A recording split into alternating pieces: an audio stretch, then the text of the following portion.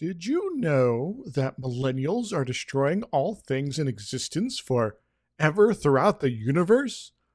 Or was it just fabric softener? It's getting a little hard to remember what's on the to destroy list and what isn't. So forgive me for forgetting what industry I'm supposed to have it out for today. Hello, I'm Dr. Isix, and welcome to my second video essay. Millennials are killing YouTube! Oh gosh. Now, we've all now heard of articles that go like this. Millennials are killing blank, such as millennials are killing the beer industry, or millennials are killing the golf industry, or millennials are killing gyms, or, well, you get the picture. Though the headlines don't all follow that pattern, plenty of articles being pushed by major newspapers and economics-focused publications have taken up the narrative that millennials are in some way rejecting and thus killing a collection of industries through their economic choices.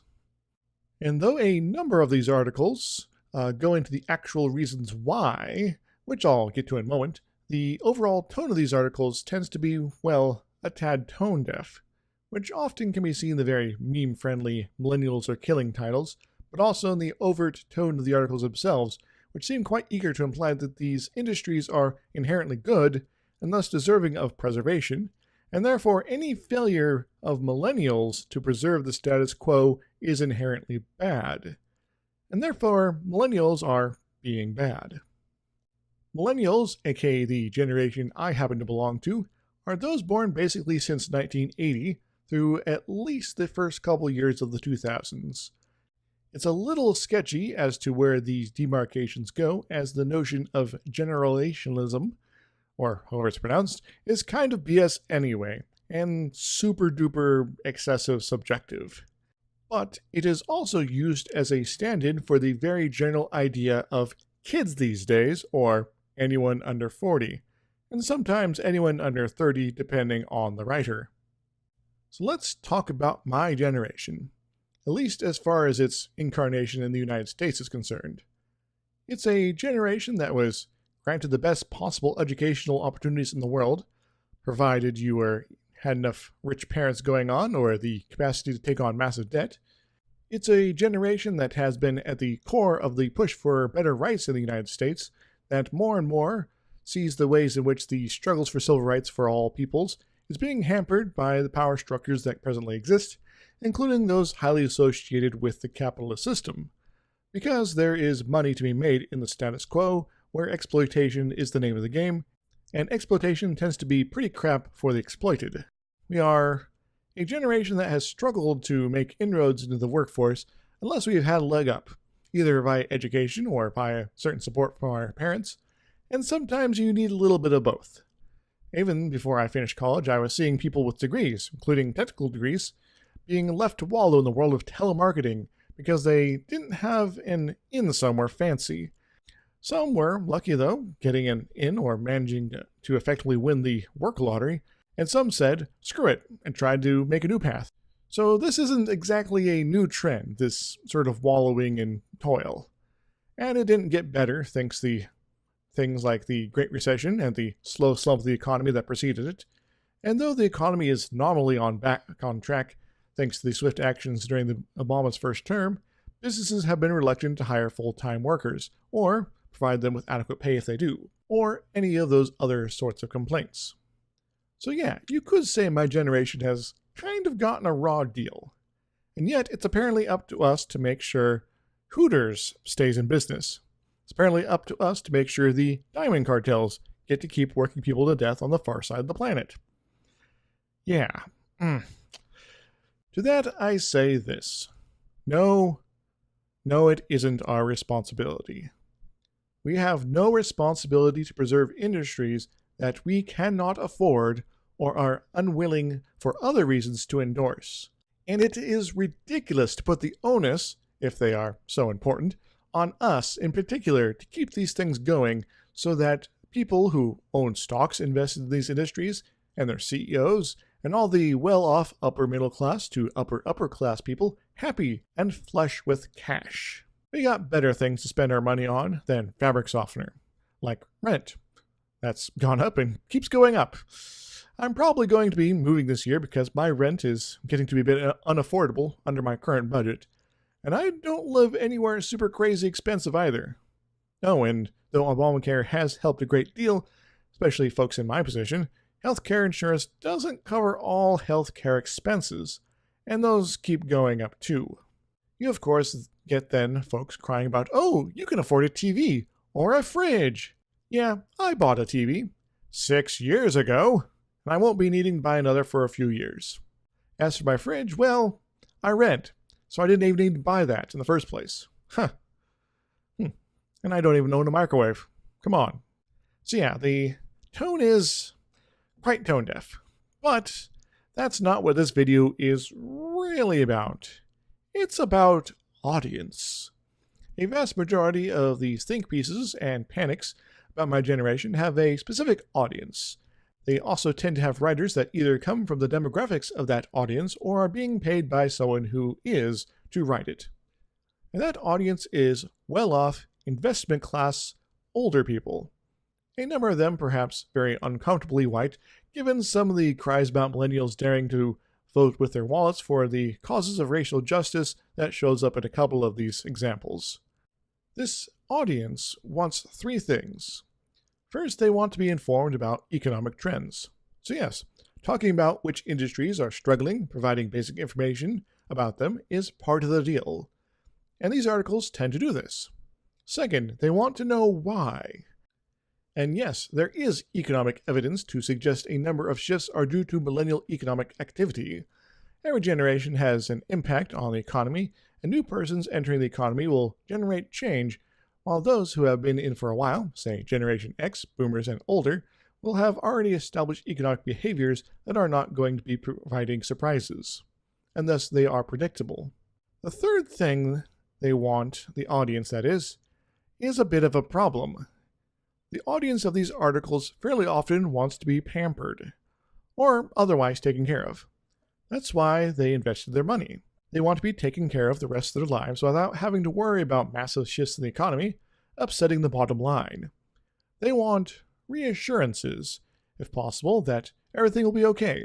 But if that fails, when it comes to the blame, they want it to not be coming their way. Because being held responsible for the state of affairs in the world upsets their sensibilities. And we can't have that.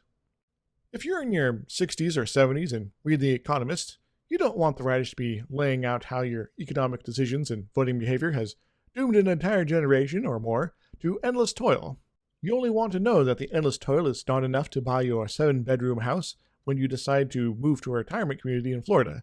So maybe these kids these days should work that 80-hour work week to afford it, and put off those things like getting married, having kids, doing anything other than working, or having any life outside of endless labor until they hit retirement themselves. Somehow, for some reason. Yeah. So, yeah. These articles, they're not for me. And if you are of my generation, they're not for you either. Or even someone under 50 who can't give a hoot about where the stock market is going, as you are, you have more immediate concerns perhaps, like making rent, or paying for your kids' medical bills, or folks even older than that who would, have never managed to get somewhere safe economically, so they can, put away money and actually have some investments where any of this conversation matters, and live in general constant fear that the next disaster will send them into a spiral of bankruptcy that will perhaps lead to an early demise due to stress or an inability to pay medical expenses. This article, any of those groups, this article is not meant for you. And so it wasn't written with you in mind. It wasn't written with your story in mind, nor your struggles or interests, or any of your concerns. You are, after all, the resource pool the actual audience of these articles seeks to extract value from at the end of the day, not the audience itself. Your feelings don't matter, as you are the coal to be mined, the crop to be harvested, the cow to be, well, you get the picture. And you know what? Even when millennials get to being in their 70s, there will be still articles like this. Sure, they might eventually stop saying it's millennials who are killing everything. Maybe. But these kinds of articles will continue to be produced, will continue to shake a fist at the younger generation for not measuring up to a standard that they were never allowed to meet by their elders, or were unwilling to meet because it was ridiculous, pointless, or even straight up evil. Yeah, I am saying someday folks of my generation will probably be shit to the next generation. That seems to be the way of things, and will take quite the change of the paradigm of society before it changes, though I can hope. So why am I hung up on all of this? Because I want you, my viewer, the person watching my video, to understand the nature of audience, especially when it comes to publications, reporting, and even video essays like this. This is more true for highly established endeavors, of course, be it the New York Times or that YouTuber with a few million subscribers over there. They have figured out who their audience is and are very willing to serve their customers exactly what they want. And sometimes that means they feed their customers the most bogus, foolish, or even right straight up evil product when it happens to be what their customer seems to crave. And oftentimes us on the other side, those not a part of that audience, will see the message being put out and be rightly flabbergasted, or have our stomachs turned, or, well, other things. A recent example was the pretty shiny happy people on Fox and Friends, for instance. That morning show on the Fox News network that has some of the worst examples of humanity that I have seen in any time that I've been alive. They dropped the following line, and I quote, "Like it or not, these aren't our kids. Show them compassion, but it's not like he's doing this to the people of Idaho or Texas. These are people from another country, and now people are saying they're more important than our people who are paying taxes." This is another message designed to cater to a specific audience, the Fox News viewer, and perhaps a particular viewer who is living in the White House right now. It's an attempt once again to reassure the viewer that all that is going on is okay, that it's not their fault. And in fact, all of that tearing families apart business is somehow a good thing because it's not happening to you, our conservative viewers in Texas and Idaho, and probably many other places that are kind of similar to either one of those. And also those other people over there, those people are freeloaders, so they should suffer, right? Fox News doesn't care about the harm being done to those asylum seekers. They don't care about people like me who have very different politics from their normal viewership, who think all of this is hogwash. Those of us who view what is going on in the world right now as highly immoral and evil. They are there to once again inform a little, perhaps, but mostly to coddle and reassure their audience, to tell them that everything is just okay. Don't worry about all that human suffering over there. Trust us. Believe me. Yeah. Such messaging, such audience focusing and catering is of course one of the primary causes of the echo chamber effect, where one enters a particular set of habits and encounters that provide you with only what you want to hear. The result is the person trapped in this endless cycle of not being challenged or being encouraged to expand their understanding of the world, and even to resist challenges that come from outside the echo chamber as they are not tailored to appeal to them. And even if these outside challenges were tailored to appeal to them in some fashion, while still delivering the core message that, change was needed, there would yet be resistance to that messaging because it does not sufficiently reassure them compared to the usual tonic of media consumption that they presently consume. And so those most marketed to, and marketed to effectively, are those who are going to naturally be least resistant to change simply because they are not used to it. They're not used to being called to change. And that is kind of awful. I could, of course, go into a rant here, delving deep into the abuse of audience selection and marketing, but that's not exactly why I made this video. I made it as I want you to learn from my chattering, to take something from this and use it to change your behavior, including how you consume media. So when you go out in the world, be skeptical of those who seek to coddle you, to tell you what you hear, to tell you everything you got going is great and awesome, and those bad things, they're not your fault. You are doing everything right, so hooray, you're good. Trust us. Yeah, folks with that kind of messaging, they're not your friends. They're trying to sell you something. They're not your savior. They're not your hero. They are telling you everything you want to hear so that they can get paid.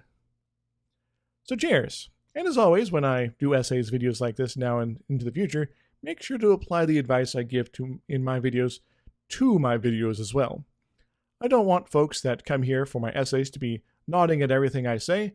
Not only is it not as fun, but you calling me out on things, that don't quite add up will help me be better at this sort of thing in the future. And I do love learning and getting better at making videos, though, just a warning, sometimes I will make a video in a certain way that will be begging someone to do self-analysis of it. So watch out for that. I mean, I just did make a video where it seemed I was going to rant and rave about millennials were killing YouTube, right? Or something. That was the hook. That was the thing that got you here. The catering to my audience was the talk about how tone deaf those writers are. If I had just stopped there and asked you to sneer at baby boomers, that'd be enough to finish the video for someone looking to simply get the views. And maybe I should have stopped there. After all, maybe that would make this video go viral all on its own. But I wanted more from you. And I hope going forward, you'll want more from me too, as well as the other media sources that you consume. Anyway, hope you enjoyed, and we'll be back at the gaming stuff tomorrow. Tune in then. Toodles! Woohoo!